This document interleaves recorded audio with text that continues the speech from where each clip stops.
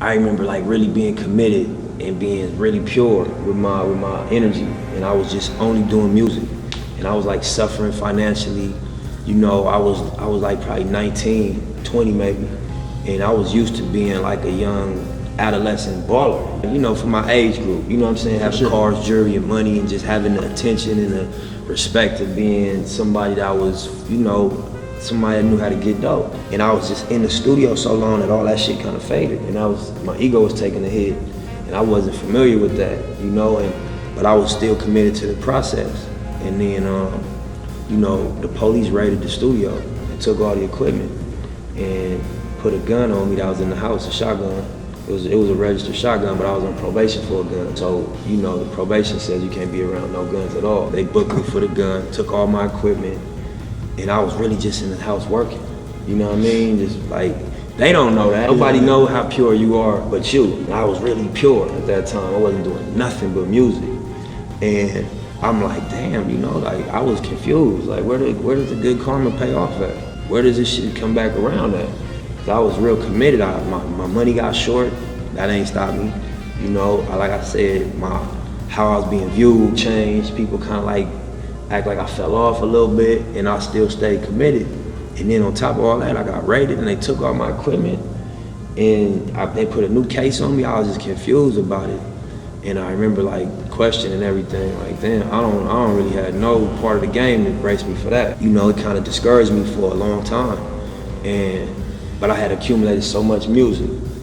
But from when I got raided, I stopped really recording every day and got back into hustling full time, because I gotta fight a case now, and I need a lawyer. And probably like 6 months to a year later, a person named Johnny Shipes, he was an executive at Epic Records. He had a joint venture up there at Epic. Reached out to my people and was like, I want to sign Nip. And I didn't make no new music.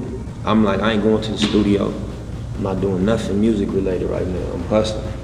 And he like, nah, man, you got shit that's fire, bro. I want to really make this shit happen. I just did Sean Kingston. He was Sean Kingston manager. They just put up crazy numbers at Epic. Put a contract on the table and broke bread with me. And it was all off old work, and I realized like, damn, this is back pay. You know what I'm saying? But it took a while to go through the process of coming back. I was expecting like to be protected because I was working and for nothing bad to happen.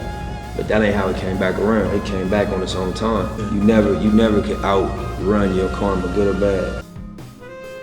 I think as human beings, everybody has a natural gift and a natural passion, but then you go outside and you get influenced and you feel pressure from what's going on outside. And so, you know, I read one time, like, would you rather be at war with yourself and at peace with the world, or at peace with yourself and at war with the world? It's about just the authenticity and the honesty.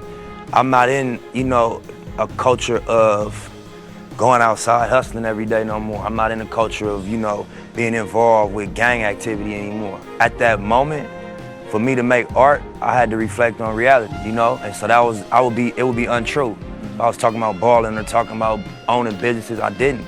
But as my life changed and as the reality, what I was actually living changed, I had to change what fueled the art, you know what I mean? And I think that's what keep it accessible to people. You got people that have been removed from the streets for years, and it's still what's the dominant narrative in their music, and we lose touch with it because it don't have the same texture as when it was actually what they was doing. A lot of times, even when you work out, your brain, your body's a lot stronger than your brain sometimes. And you gotta catch your brain up. Your muscles will be ready to keep going. Your brain will have its limit. You know what I'm saying? And be like, I can't do no more, and then your body will follow suit. But when you can break the mental barriers, you'll notice, damn, I can do way more. I was crazy. You know what I'm saying? I had way more in me. So I think that's an example of like feeling like you can't, like you exhausted, or you about to, you know, you overwhelmed, and then being clear that, you know, this is just how I feel to be pushing yourself more than you ever had, demanding more. You know, that's just the natural way to feel when you press your line and press yourself to produce more and to be better, you know what I'm saying?